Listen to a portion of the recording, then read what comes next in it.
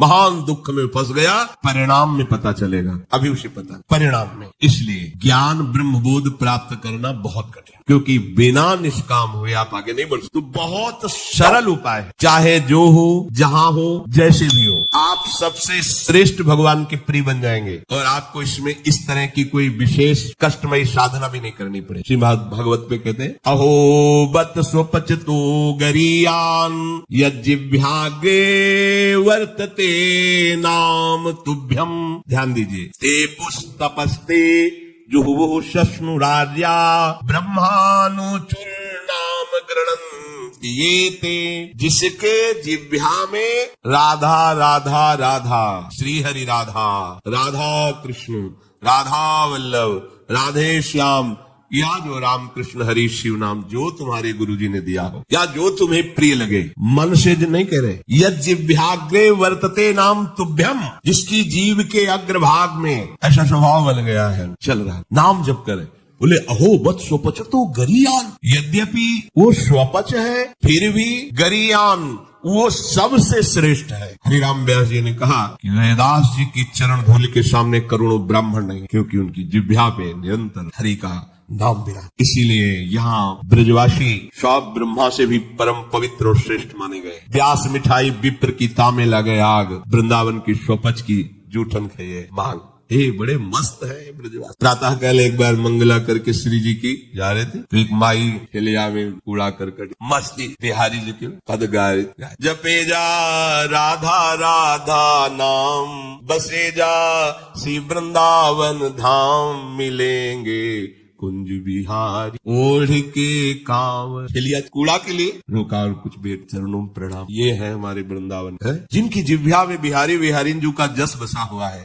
परम पावन श्रीधाम वृंदावन की परिचर्या में लगे तो व्यास मिठाई विप्र की तामे लगे आग, वृंदावन के स्वपच की जूठन खाइए मांग, क्योंकि ये हरि प्रेम प्रदान। किसी की सामर्थ्य नहीं कि संतों के माथे पे हाथ रखे। एक ब्रजवासी का छोरा छोटा सा हो, उसके पैर चल, कोई भी हो ऐसे लगा के हाथ, जा बाबा, और उसको जब प्रणाम किया ना भैया, लाडली जी कृपा हृदय निहाल हो गए। ये आशीर्वाद कौन दे सकते? देखो बरसाली की गोसाई पे चरण छुओ, सीधे लाडली जी से हाथ करके बात करते हैं। लाडली जी, आपको विश्वास नहीं, अगर विश्वास कर लो तो लाडली जी उनके करकमल से सेवित है, वो जो कह रहे हैं वही लाडली जी करेंगी।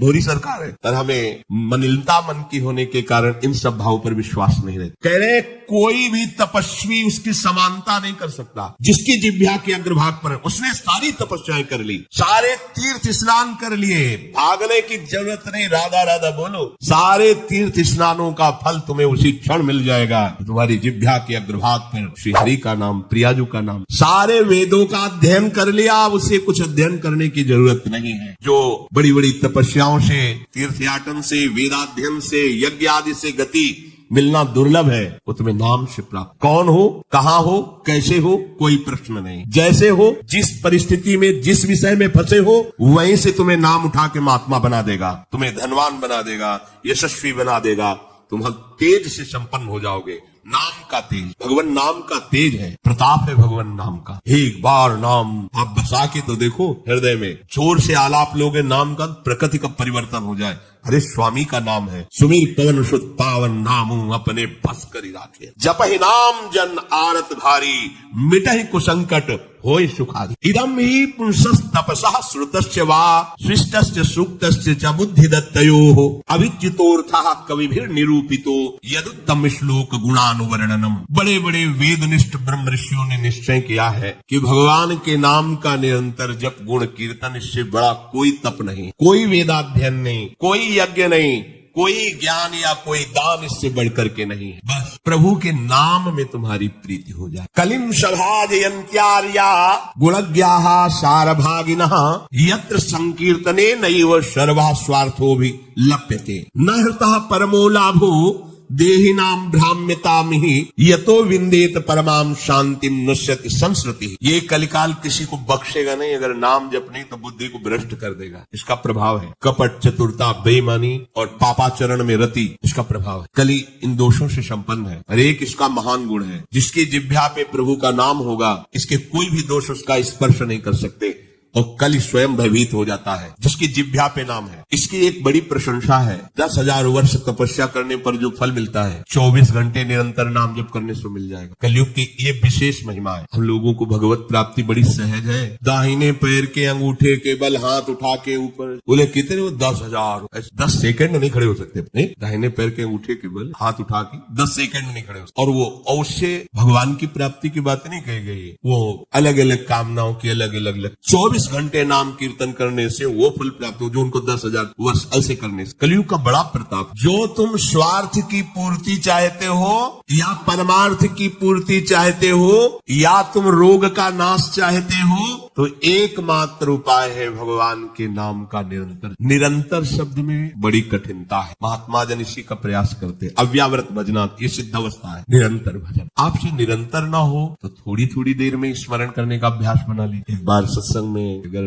5 मिनट में एक बार राधा बोल दो, हर 5 मिनट में एक बार राधा बोलना है। राधा 5 मिनट पुरुषोत्तम करो, चिंतन या कार्य जो करना, पर 6वां मिनट न लगने पावे फिर 5 राधा। एक दिन आप देखना निरंतर नाम चलने लगे। इससे विषयों के प्रति जो आसक्ति है वो एक बार तो बढ़ेगी। होम्योपैथिक दवा जैसे रोग एक बार उभरेगा, आपको लगे वो बढ़ती नहीं है, अंदर छुपी हुई निकलती। ध्यान से सुनोगे तो प्रश्न खत्म हो जाएंगे। अपने लोगों के प्रश्न रहते हैं, जब भजन में बैठते हैं तो बड़ा मन चंचल होता है, बड़ी गंदी बातें आती है, ये वो। हम भी कह रहे हैं, जब आप नाम जपना शुरू करोगे तो पहले आपको जलन होगी, आपके अंदर ये विकार दिखाई देंगे, पर ये आते नहीं है, ये जाते हैं। धीरे धीरे इनका शमन हो जाए। और जब कभी आपको ऐसा लगे कि अब नाम जपने में हमारा एकाग्र मन नहीं हो रहा, तो बहुत सुंदर उपाय है, ताली बजाकर नाम कीर्तन। अपने को विजय प्राप्त करना है मन पर, और विषय भोगाभ्यास। और ये ऐसा नहीं कि ये नाचना गाना है सब है, ऐसा नहीं, इससे भगवान की प्राप्ति हो जाए। जितने बड़े बड़े महान भक्त हुए सब नृत्य करते थे। मीरा जी रात रात भर नृत्य करती गिरधर के साथ। नरसिंह मेहता की करताल, 4 भक्त साथ है, करताल लेकर